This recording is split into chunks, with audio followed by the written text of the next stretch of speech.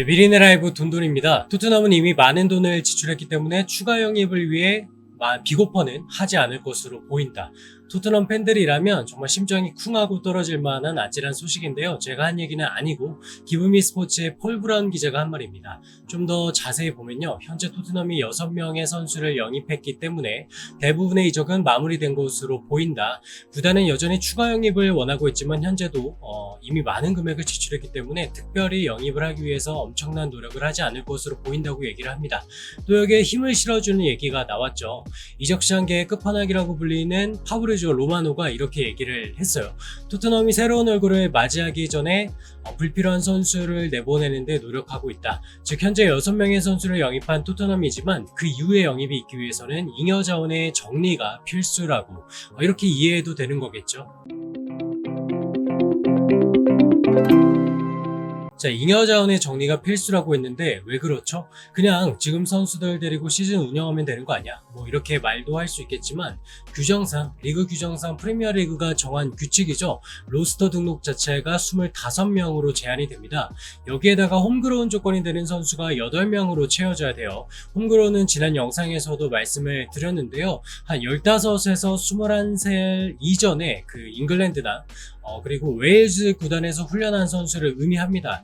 그러니까 만약에 홈그로운의 조건에 해당이 안 되는 선수들, 이해하기 쉬운 선수로는 손흥민 선수가 있겠죠. 손흥민 선수와 같은 조건에 있는 선수를 최대 17명까지밖에 등록을 못하는 거예요.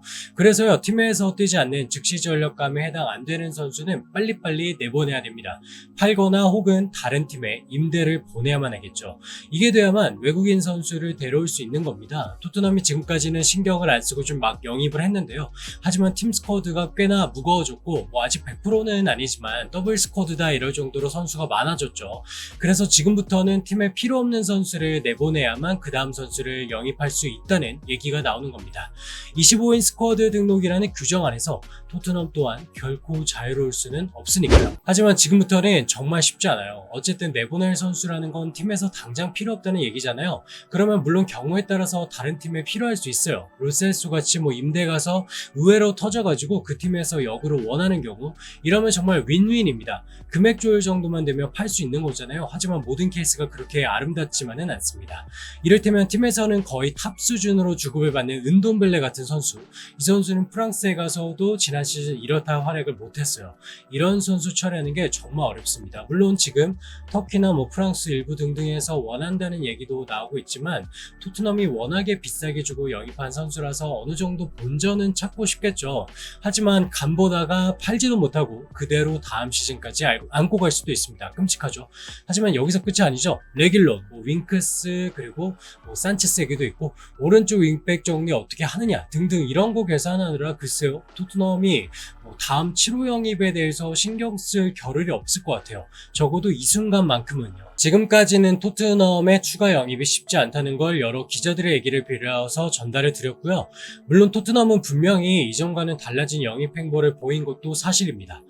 벌써 한 숫자로만 보면 6명 영입을 완료했고 또한 필요한 포지션에 대한 작업이었어요. 다만 이적 시장이 시작되기 전에 2,500억인가요? 이걸 쓴다 만다 이런 엄청난 얘기가 나왔기 때문에 지금도 1,000억 넘게 지출한 건 사실이지만 토트넘 팬들이라면 찝찝한 기분 다들 가지실 겁니다. 그리고 가장 큰 이유로 아무래도 토트넘의 가장 부족한 장면, 특히 창의적 패스를 찔러준 공격형 미드필더 영입이 없기 때문이 아닐까 싶은데요.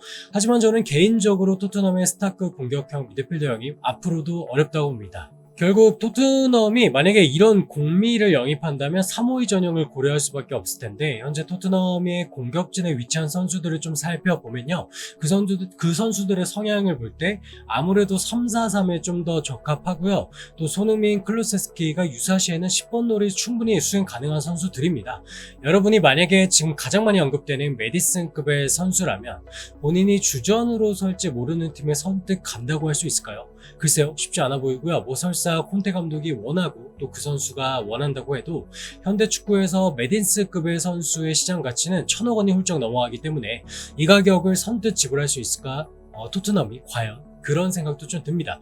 그런 면에서는 에릭센의 영입이 좀 이게 성사가 안 된 게 못내 아쉽죠. 자, 마무리하겠습니다. 앞으로 시즌이 개막할 8월 초까지 토트넘의 빅샤이닝은 쉽지 않다. 뭐 이적 시장이란 게 무슨 일이든 일어날 수 있겠지만 당분간 토트넘의 소식은 영입보다는 방출에 좀 더 초점을 맞춰서 전달드리는 게 맞아 보이네요.